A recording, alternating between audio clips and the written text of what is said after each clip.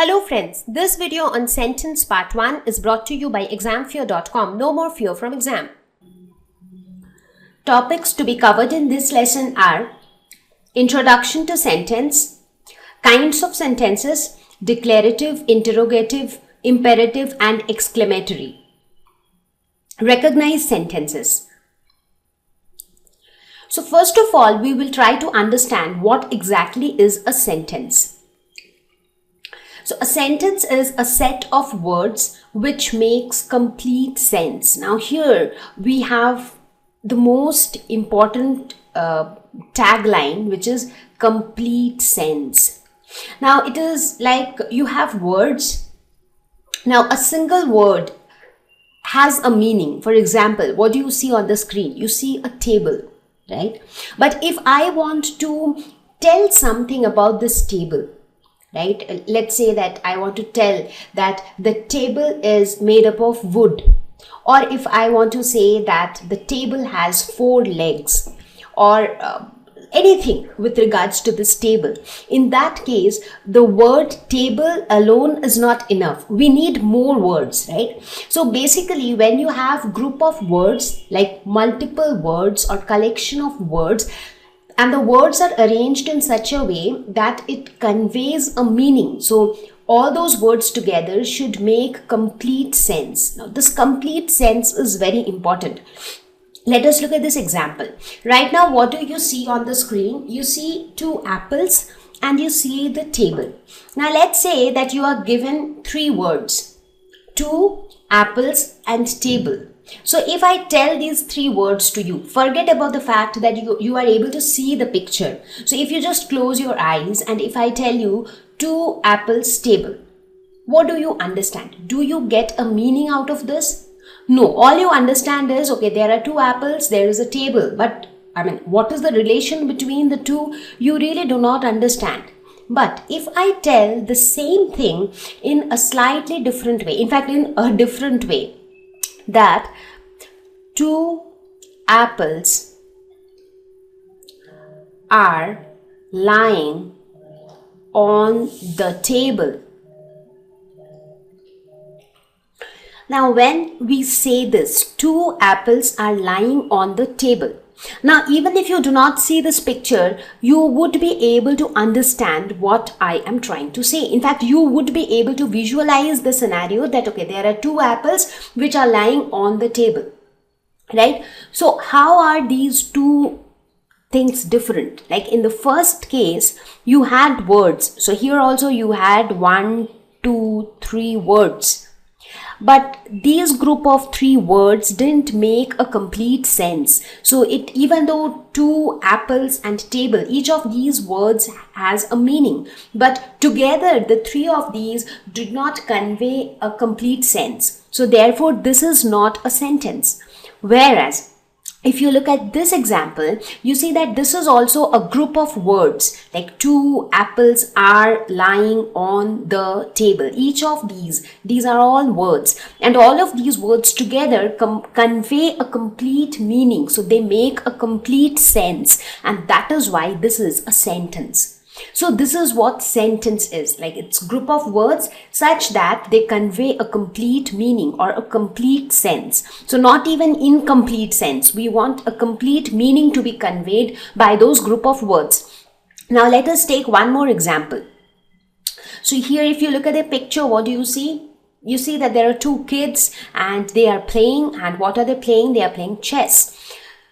Now if I give these words to you: chess, play, kids. So is there a meaning? Is this a meaningful group of words? Definitely not, because we do not understand who is playing what, right? But if the same words are arranged in this order, that kids are playing chess. So like, we have used verb, we have used the correct form of verb. In fact, even if you write kids play chess, So this is also a sentence. So it is just that the tenses are different. So I think we already had a video where we had discussed in detail about tenses. So you know what are tenses. They just change the format of the verb and they just change the timing of the action. That's it. But as such, both of these are meaningful group of words where we say that kids play chess. That means the kids or the children, they are playing chess. Right? So these are examples of sentences. So if we still look at one more example. So here we are given a group of words. We see two boys here and the words which are given here are: him asked I school, if going is he too. So even after looking at this picture, I think you will not be able to guess what it means. So even though this is also a group of words, but they do not make any sense. But if the same thing is written like this, using the same words, right now the words are jumbled up, so we just need to arrange the words properly. I asked him if he is going to school. So now this makes a complete sense and therefore this is an example of a sentence. Now, here we will look at some of the examples and we will try to identify which one is a sentence and which one is not. For example, he sings well. Is this a sentence? Yes, of course, because it conveys group of words. It conveys a complete meaning. So this is a sentence. I think that. Now here, I think that. So again, group of words, but if you talk about sense, it doesn't make complete sense, even though it has some partial sense. Like, I think that it somehow conveys an incomplete sense. I mean, we feel as if something is missing at the end of the sentence. I think that. So what do I think? I think what? Right? So the meaning is not complete. So had this sentence been, I think that, he will come today. So I think that he will come today, or I think that this is gonna work. I think that it's going to rain today. Right? So all of these are complete meaning. So they are sentences. But when you say I think that, this conveys incomplete meaning and therefore this is not a sentence. On the table. So on the table means something which is there on the table. Now on the table as such has a meaning. It's not that it is meaningless. It has a meaning. But it doesn't convey a complete meaning. It doesn't make complete sense. Again, here also it makes incomplete sense. It could just be a part of the sentence. For example, the cat is sitting on the table. I had kept the apples on the table.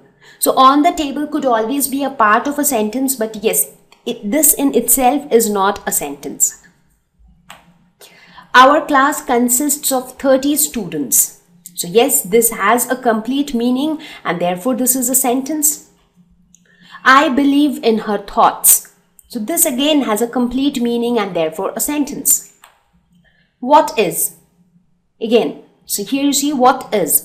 So it's incomplete. So it's a question, but the question is incomplete. So what are we trying to ask? What is what? Right? So this again is not a sentence. However, when you ask, where do you stay? So this has a meaning. It has a complete sense. So this is again a sentence. Now, when we talk about sentences, there are many different categories of sentences. So even the questions, they are also examples of sentences because they are also nothing but group of words which convey a complete sense. Honesty is the best policy. Yes, of course, this is a sentence because it has a complete meaning. I love to play. Yes, this again has a meaning and hence a sentence. Thank you. Please visit examfear.com for free quality education. You can learn with a simple 4-step learning process wherein you can watch video lessons, you can ask your questions, you can refer notes, and you can take a free online test. We have content for class 6 to 12 on physics, chemistry, mathematics, and biology along with practical videos. So please subscribe to our channel for daily updates. Thank you.